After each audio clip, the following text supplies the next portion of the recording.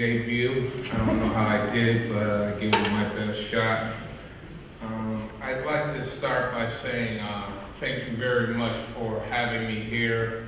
I've been a part of the Nichols community for a number of years. I haven't been up here on campus in about two and a half years. And this is somewhere that I've spent many days and hours on projects and programs and doing things with the students and the faculty, and I can truly say that this is a great community. I've been going through, as well as my family, major struggle. As the video said, I was diagnosed with CHF. CHF means congestive heart failure. And congestive heart failure is a disease that occurs that prohibits your heart from pumping the normal amount of blood that it would pump, as well as their oxygen. And as a result, it causes you to be slowed down. In most cases, you're unable to work, sometimes permanently, or at least until you get the transplant. I'd like to read something that I received a while ago. It says, "Dear Mr. Warren Lowe, you have been approved for a heart transplant at the Cleveland Clinic and have been actively listed with the United Network for Organ Sharing National Wait List. The organ you have been listed for is heart." And this letter was received in 2014, and I'm still waiting. What happens is, as you wait, things go on with your family. It's in an ideal situation, you get a letter like this, they call you in 2 weeks, you have a transplant, and then you move on with your life. But it doesn't really happen that way. As you can see, I've been waiting for over 2 years now, and I've had many situations develop. I'm dedicating today's speech to my cousin Ron, and I'll get into that a little later, but just to give you a little bit of information on my situation. In 2002, I was diagnosed with congestive heart failure. It was a long time ago. I had a number of situations where I kept waking up in the middle of the night feeling as if someone was trying to smother me. I mean, it literally, I couldn't breathe. All of my ability to function was cut off, and it was very immediate, and I had to sit up. And so after a while, what you begin to do is you don't lay down. Or if you lay down on top of maybe 4 or 5 pillows. This is what you have to do just for a regular night's sleep. And hopefully that will get you there. But it's a very difficult process. So in 2002, the diagnosis was made. I went through a number of hospitalizations afterwards. And I went through that feeling of having pneumonia. It's called an exacerbation of CHF. And we went through the process over and over again. And then in July 15th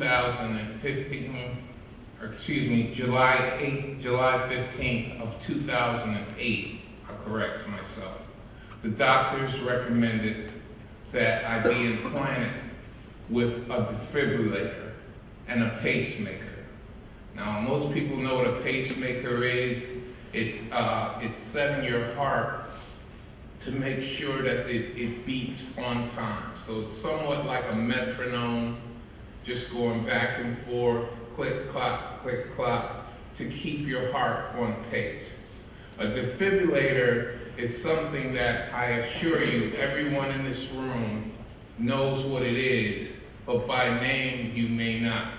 However, to describe it to you, if you watch any police shows or medical shows or things like that, the defibrillator is a device that they use when someone passes out and you hear them say, "Get the paddles," and they grab these two pads off of the wall or from the ambulance and they rip the person's shirt open and then they rub them together and they stick them on the person's chest and the person does like that. Have any of you ever seen something like that? Yeah. Well, that's a defibrillator. I have a defibrillator inside of me. I have one that was sewn in. The first one was put in, as I said, on July 15th of 2008. The second one was put in on October 12th of 2010. And then the third defibrillator that I had was put in on March 26th of 2012. And the reason that they decided that I was a candidate for a heart transplant was because we continued to go through these defibrillators. This is something that's not normal. It's something that they could not fix, so we had to do something about it. I was put in the hospital for a period of a couple of weeks. I was discharged immediately to a hospital in Rochester. And for those that don't know, this is not a simple process because there are only 2 hospitals within a 3-hour range of Buffalo that do heart transplants. So we went with the hospital in Rochester first, and we went to the doctor. My wife and I were speaking with him. He was looking at our notes, and then he would mumble something, and then he would look down at the notes again, and he began mumbling again, and he looked at us, and this process went on for about 3 minutes. Now I know 3 minutes doesn't sound long, but when you're stressed because someone's talking to you about giving you a new heart, and then you've got a guy in front of you, knowledgeable though he may be, but he keeps mumbling in front of you. I didn't know whether to call him Doctor or Mr. Mumbles because it just kept going on. And finally, I had enough and I said, "Doctor, excuse me, but can you please tell me what it is you're mumbling? I don't know what you're doing. It's making me very nervous." And what he told us was that, he says, "I'm just trying to figure out how you weren't dead 7 years ago."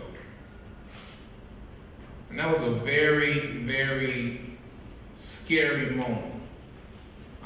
I don't know if I were a doctor, if I would choose that approach, because it certainly makes someone scared more than it helps them.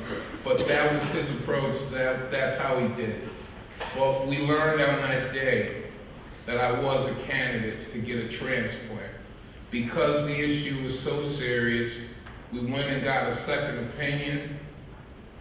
And in that second opinion, we found out again that yes, I do need the transplant. Now, the reason that I think it's especially important to me to come here today is because Nichols School has been a part of this process with me from the beginning to the end. And I'm talking about from the 2002, before we knew anything about a transplant, all the way through right now. And my children are here. And I've got one that's graduated from here. I've got another that's gonna graduate in another year. And I have a freshman that'll be coming up soon. And I feel very close to Nichols. And they've been very supportive of every part of this process and this journey. I feel very close to Eunice because I've worked with them on countless events, and they have been supportive and informative as well. Where we're going with this is that people don't see themselves sitting in your shoes in advance.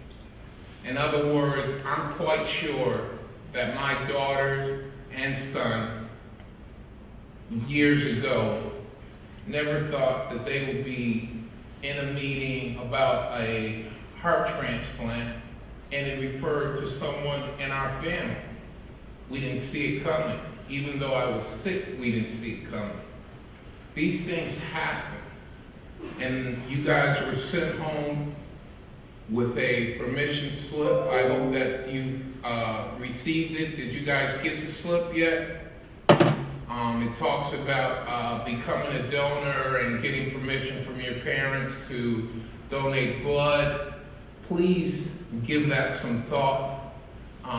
Don't be afraid to talk to your parents at the dinner table or while you're watching TV or just before in those 2 minutes between your favorite show and your other favorite show. Bring it up. Make it a family discussion because lives depend on it. I said that this story was dedicated to Ron. Ron is my cousin, and he and I went to college together at Howard University, Washington, D.C., and we were extremely close as friends. And then at a family reunion one summer, we found out that we were cousins. Now that situation could have gone bad a number of different ways. Thank God it worked out okay for us. But what I was getting at is that we were very close. And I'll never forget, one year I was going down from Buffalo to D.C. for homecoming. I was still able to move around at that point. I had CHF, but I didn't need a transplant. So I was able to still do a few things. My life had a little bit more productivity than it does now. And I made a call to Ron.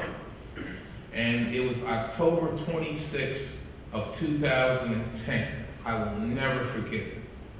And I asked him, I says, what parties are you going to? You know, it's homecoming. You guys know what homecoming means for any school.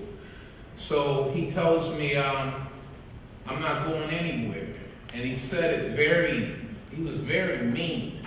And Ron, for a living, he was a life coach. If you guys know what a life coach is, or if you don't, I'll explain real quick. It's someone who motivates other people. They have Ayana Fix My Life. They have different shows on. Dr. Such and Such who comes on and motivates everybody in the room. Hey guys, how are you doing? And so on and so forth. But that was what he did. He lifted people up. He taught them different ways, motivational tools and things like that. So to hear him so gruff was a surprise to me. So I said, you know, what's going on? He says, well, I'm not feeling well.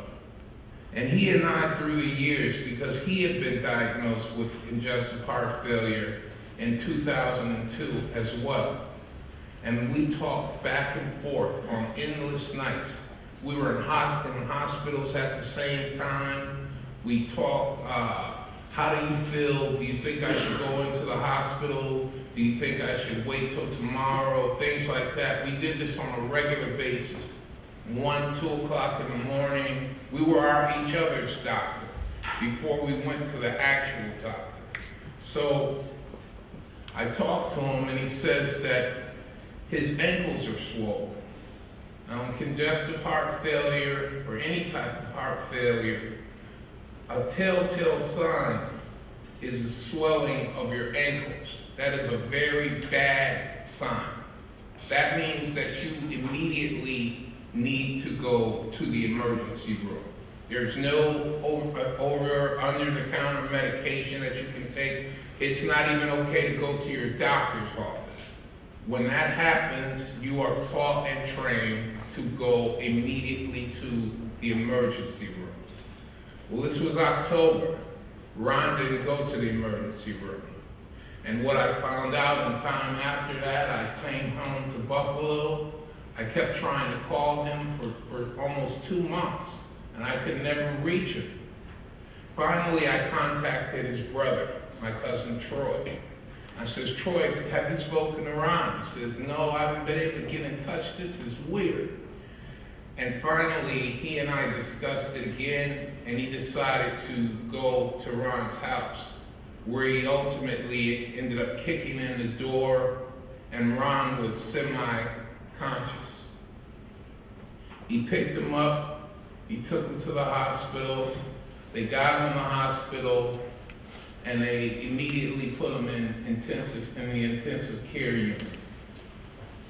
The doctors for several days tried to put together a game plan on how they were going to treat him because he was so far behind the game, because he didn't go to the doctor. That's one thing about dealing with congestive heart failure. Right now, if you guys knew how much I have to go to the hospital, I go to Sisters Hospital 3 times every week, religiously, and I have to go. There's no missing, there's none of that. And then in addition to going to Sisters Hospital 3 times a week for cardiac rehabilitation, I also go to my primary care doctor. And then in addition to that, after you have heart failure for a while, your body begins to deteriorate. So as a result of my CHF, I developed kidney disease. And now the doctor has just informed my wife and I that the kidney disease is irreversible. So it's going to be with me. So the only thing the doctors can do right now is try to keep me off of dialysis. And they're doing so by way of medication. And so we're working with it. But you begin to feel like all you're doing is going to the doctor. You go, some weeks we've gone to the doctor 5 days within a week. And that includes the Buffalo area. But remember, as I told you, I also treat at the Cleveland Clinic. The reason I go to Cleveland, someone might ask, if you live in Buffalo, why do you go all the way to Cleveland? The reason that I do is because the Cleveland Clinic is the #1 cardiac hospital in the United States, and it has been for the past 22 consecutive years. And so they were able to provide the best treatment for me. I can't speak for anyone else, but they provided the best that I could see. Back to my story, they put my cousin in the hospital in the ICU. They came up with a plan. They decided to operate.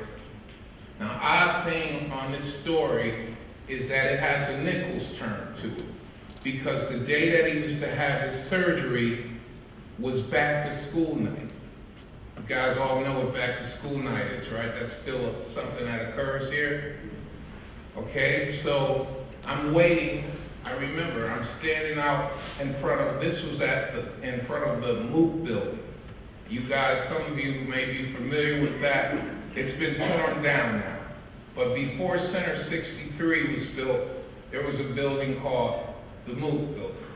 It had a bookstore on the bottom level. It was a math and science building. And I was waiting to speak with the head of biology for my daughter. And I'm sitting out in the hallway and my phone rings. And it was one of my very close friends from DC calling to tell me that my cousin Ron died on the operating room table. And for someone who was already dealing with issues, that broke my heart. He was very close. This is all very serious. I go back and forth right now to Cleveland. I've had a number of different situations that have occurred. We found out that the heart ailment makes your bones weak. When your parents talk to you about drinking milk, I can assure you, all of you, please drink milk. I'm an old guy now. I realized it late, but I'll tell you what, I've had 13 broken bones, and 5 of them have come as a direct result of heart failure. And right now, they're treating me for that condition with calcium tablets and different shots. And they're trying to make sure that I don't graduate from that to osteoporosis. Osteoporosis makes your bones thick. And something like a hip that light could break your hip. So they're trying to prevent me from developing that. I've had a number of falls. We had so many falls in our bedroom that we had to carpet it, pad it over, and recarpet it, because I was just falling and it was out of control. I had bruises all over my body. These are the things that are happening while you're waiting for your transplant. Your body begins to act differently.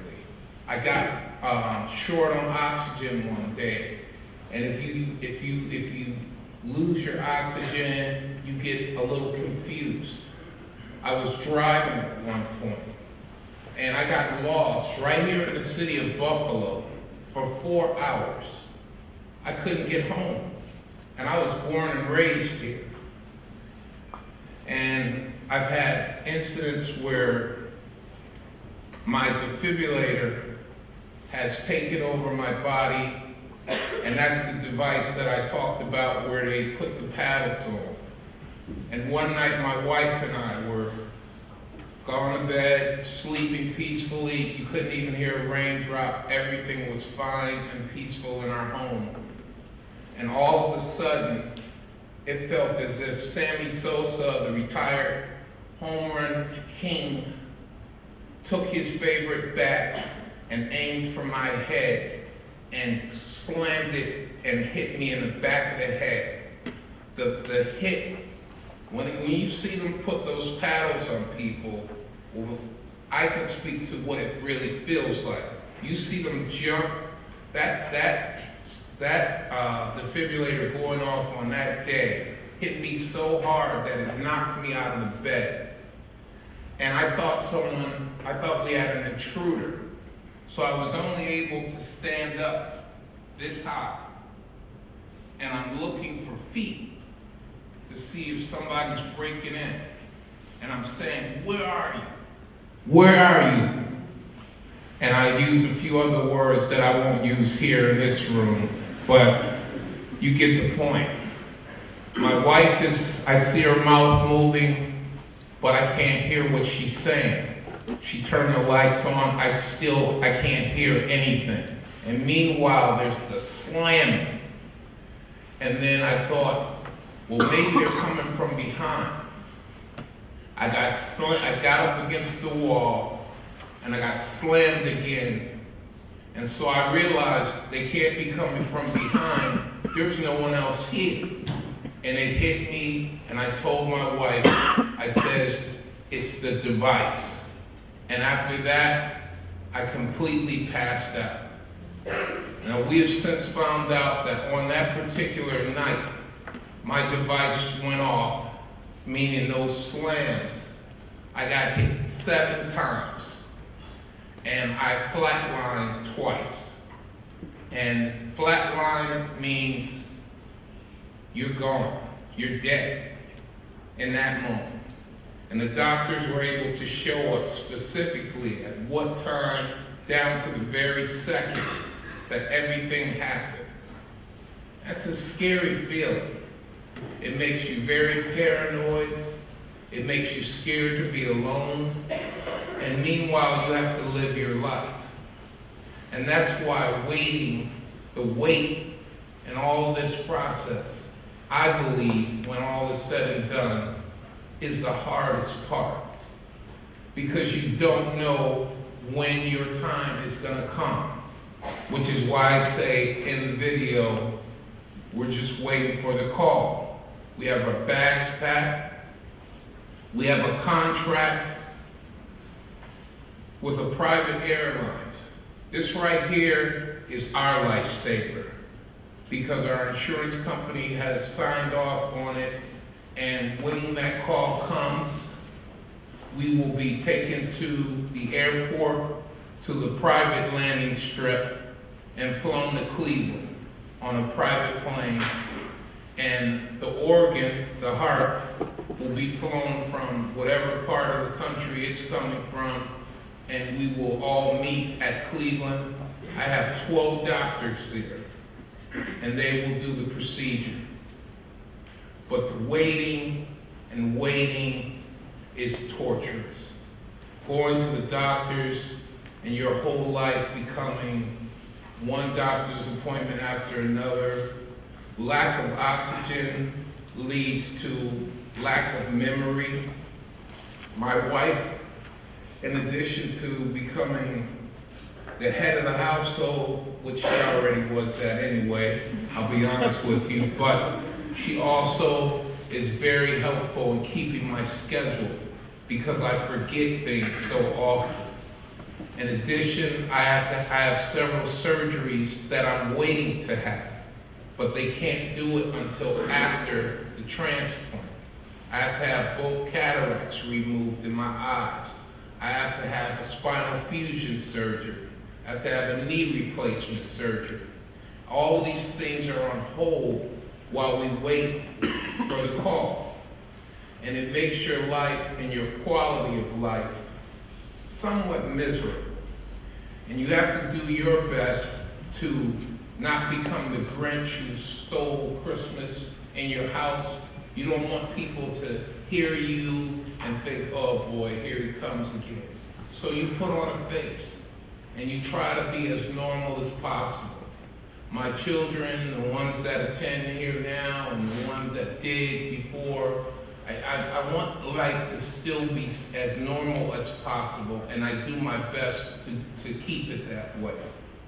But one thing that I'm not going to do is I'm not going to give up. I'm not going to give up.